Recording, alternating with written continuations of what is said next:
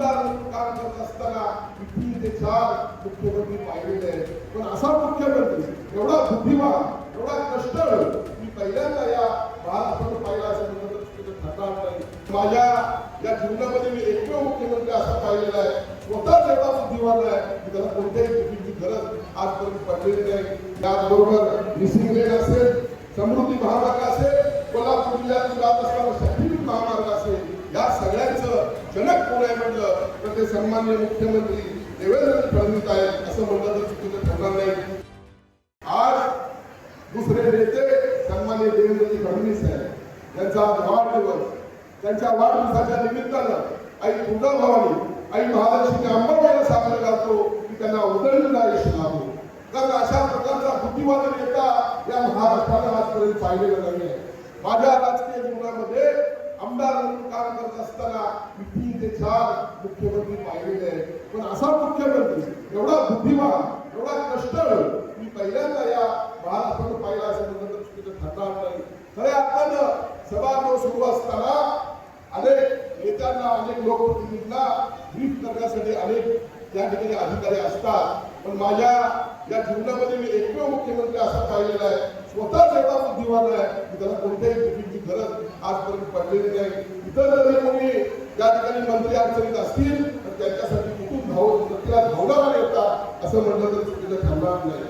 खऱ्या अर्थानं सन्माननीय मुख्यमंत्र्यांची दुसरी तर 2014 साली मुंबई महाराष्ट्राची राजधानी या ठिकाणी मुंबईमध्ये कोस्टल रोड असेल, मेट्रो असेल, अटल सेतू महामार्ग असेल, अशा पद्धतीनं मोठ्या या ठिकाणी सोयी सुविधा निर्माण करण्याचे काम सन्माननीय देवेंद्र फडणवीस साहेबांनी केलेलं आहे. त्याचबरोबर मिसिंग लेन असेल, समृद्धी महामार्ग असेल, कोल्हापूर जिल्ह्यातून जात असताना शक्तिपीठ महामार्ग असेल, या सगळ्यांचं जनक कोण आहे म्हटलं तर ते सन्माननीय मुख्यमंत्री देवेंद्र फडणवीस आहेत असं म्हणलं तर चुकीचं ठरणार नाही. त्यांना माझ्या वाढदिवसाच्या मनपूर्वक अशा हार्दिक शुभेच्छा आहेत. खऱ्या अर्थानं देशाचे पंतप्रधान सन्माननीय नरेंद्रभाई मोदी यांनी इंडिया हॅज ग्रेट 47 2047 साली आपला देश या जगामध्ये महासत्ता झाला पाहिजे अशा प्रकारची संकल्पना या ठिकाणी आणली आहे. त्यावर आपण सर्वजण काम करत आहोत आणि मग महाराष्ट्रामध्ये मित्र या संस्थेची स्थापना झालेली आहे. 2029 साली एक युनिफॉर्म इकॉनॉमीकडे आपल्याला पोहोचायचं आहे. खऱ्या अर्थानं मुंबईमध्ये आपण आता 2028 साली एवढे इकॉनॉमी पोहोचलोय असं म्हणलं तर चुकीचं ठरणार नाही. आणि त्याचं कारण एकमेव म्हणजे सन्माननीय देवेंद्र फडणवीस आहे असं म्हणलं तरी चुकीचं ठरणार नाही. बंधू भगिनींनो, आज आयटी सेक्टरमध्ये मोठ्या प्रमाणात आपण वाटचाल करत आहोत. महाराष्ट्राची प्रगती होताना आपल्याला दिसते, दावोसमध्ये इन्व्हेस्टमेंट आपल्याला दिसते. अशा पद्धतीने जर एकत्रित पाहिलं तर महाराष्ट्र पुढच्या काळामध्ये देशामध्ये 1 नंबर झालेला सन्माननीय देवेंद्र फडणवीस यांच्या नेतृत्वाखाली झालेला आपल्याला दिसेल असं म्हटलं चुकीचं ठरणार नाही असं मला वाटतं. की त्याला परत एकदा मला वाढदिवसाच्या मनपूर्वक अशा हार्दिक शुभेच्छा देतो. आज व्यासपीठावर उपस्थित असणारे सन्माननीय कलेक्टर आहेत, त्यांनी MIDCच्या योजनांमध्ये मला आठवत आहे की आपण कुठलीही परवानगी घेत असताना त्यामध्ये ऑनलाईन प्रक्रिया राबवलेली आहे.